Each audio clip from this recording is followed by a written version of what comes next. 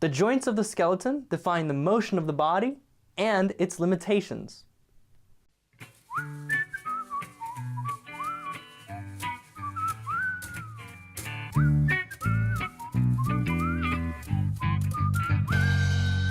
Hey, welcome to another episode of Proco. This lesson is about the types of joints in the human body. As artists, we really only need to learn the synovial joints, like the shoulder and the knee, because they move. Joints that are fibrous and cartilaginous hardly move, and some, like the connection of the two pubic bones, don't move at all. When you're learning how to draw, pay attention to synovial joints, and keep your thoughts away from pubic bones. If you know where the joint is on this foot, you know that it won't do this, or this, when you stand on your toes. It will do this. We need to know the position of the joint to make squash and stretch look like the real thing. Synovial joints. There are 6 types of synovial joints. They have varying shapes, but the important thing about them is the movement they allow. Joints determine what position our bodies can take. We learn them to invent poses, and we learn the limits to stretch the limits. The 6 types of synovial joints are hinge, pivot, ball and socket, ellipsoid, saddle, and plane. Let's go through them one by one. The hinge joint. The hinge is a very simple joint. It allows movement only on one axis. Its structure prevents rotation this way or this way. The head of the bone wraps around the cylindrical head of the other, allowing a very stable rotation this way. Going back to the terminology from last week, the hinge joint allows flexion and extension. That's it. That's all it does, but it does it well. Like the hinges on a door, allow it only to open or close. The best example of it is the elbow. Here's the rotation on a simplified skeleton: flexion and extension. So, if the elbow only allows flexion and extension, how is it that we're able to twist the forearm? Well, let's take a look at the next joint, the pivot joint. The pivot joint also allows rotation at only one axis. However, it rotates along the long axis. A cylindrical bone fits into a ring of bone and ligament, like the radial-ulnar joint just below the elbow. The cap on the radius bone fits nicely into this notch on the ulna bone. Ligaments complete the ring, holding the bone in place and allow the radius only to rotate inside of it. The result on the forearm is what we call pronation and supination. During pronation, the base of the radius rotates over and around the head of the ulna. The ulna stays relatively still. Remember, the hinge joint at the elbow prevents the ulna from twisting, so all of that twisting happens at the radius. And by the way, the distal joint of the ulna and radius is also a pivot joint.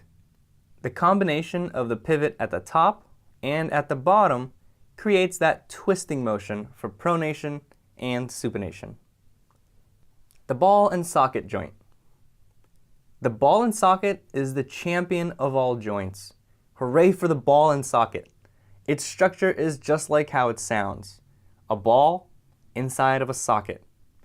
This simple and effective structure allows it to move in all axes: flexion, extension, abduction, adduction, rotation, and circumduction. The 2 ball and socket joints of the body are at the hip and the shoulder. The hip has a deep socket, which gives it stability but limits some range of motion. The shoulder joint has a shallower socket, which gives it greater range of motion but takes away some stability. Maybe that's why a dislocated shoulder is so common. Ouch. The ellipsoid joint. The ellipsoid joint is very similar to a ball and socket. However, the ligaments and its oval shape prevent rotation. But it still has the ability to rotate on two axes, which allows flexion, extension, abduction, adduction, and circumduction. Circumduction is just a combination of all the others in a circular motion. The ball, or oval head, also slides inside the socket.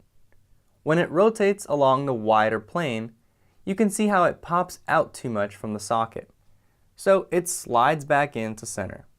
A great example of an ellipsoid joint is the wrist, also known as the radial carpal joint. The group of carpal bones rotate inside the socket of the radius. The saddle joint. The saddle joint is similar to the ellipsoid, but the rotation is limited mostly because of the bone structure. The structure of the saddle is very interesting. Both bones have a concave and convex surface. Convex means the surface sticks out like a hill. Concave means the surface curves in like a hole or a cave. The concave plane of one fits on the convex plane of the other. It's like a 3D yin-yang, or a cowboy on a horse. The saddle makes the bottom piece, and the cowboy's legs make the top piece. The legs of the top piece, which wrap around the body of the bottom piece, allow a rotation this way. The body of the top piece can glide inside the legs of the bottom piece. So this unique structure allows the joint to flex, extend, abduct, adduct, circumduct, and very slightly rotate. An example of the saddle joint on the body is the carpometacarpal joint of the thumb. Let's see that baby in action. Finally, the plane joint. Not really as interesting as the others, but deserves our love anyway. It's basically two flat-ish surfaces, one on top of the other. These surfaces can glide or rotate. They usually come in groups, like the carpals of the hand and the tarsals of the foot. Ligaments hold these bones together, but might allow some rotation and gliding. Another plane joint is the acromioclavicular joint. That's the one between the clavicle and acromion process of the scapula. When we elevate the shoulder, the angle in here will adjust to keep the scapula vertical. The spine. I mentioned in the beginning that the cartilaginous joints are not important for artists, except for one big important case, the spine. We'll talk about that in the next lesson. Assignments. For this lesson, there's 2 assignments. The first assignment is to find these joints on yourself and study the movement. I've posted 6 close-up images of Skelly's joints in the description under this video. Your second assignment is to draw them as simple versions. When you try to put them into perspective, you might find it difficult, but I will have Marshall Vandruff help you understand how to do it. Post your drawings in the Facebook group at facebook.com/groups/anatomy for artists. Marshall, the perspective master, will help to critique your assignments in the Facebook group. Later, Marshall will do a demo to show you how to simplify your forms and move them around. Last week, we studied the language of anatomy. Just looking at a long list of terms can be daunting and difficult to remember. That's why I put together a PDF ebook that visually defines all these terms. This ebook is available as a premium feature at proko.com/anatomy.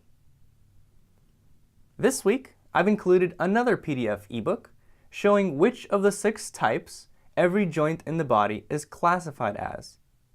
And again, it's shown visually rather than just a list, so you can print these out as reference.